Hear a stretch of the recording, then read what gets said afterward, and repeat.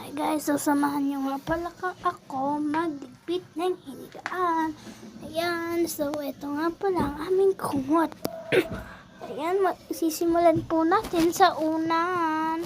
Ayan, pagpapatong-patongin lang natin ang unan at ang kumot naman ang susunod natin.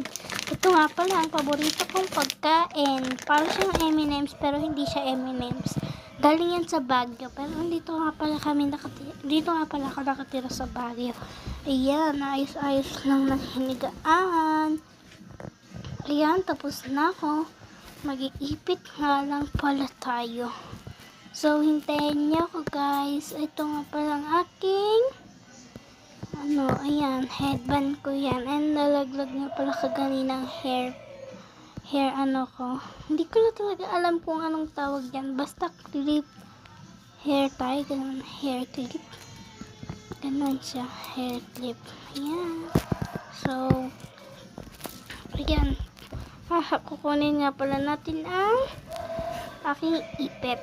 Ayan, hahanapin natin. Nawawala naman sa higaan ng aking ipit. Ayan.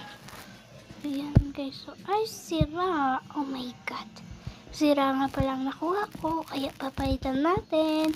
Yan, hintay lang kayo guys. Ayan, nakakuha na ako. So ayan, iipitan natin ng dalawang ipit ang aking buhok.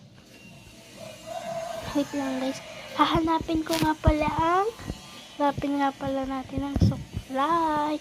Yan, na-stop nga pala kaganina, kaya nga di ko na nga alam kung paano ito pindutin. Yan, hindi ako nakahanap niyan. Kagat lang. Kaya malapit na nga matapos oras ko niyan, kaya minadali ko na guys. Ayan, maghintay lang tayo sa pagkatapos niyan. Yan, hintay-hintay lang.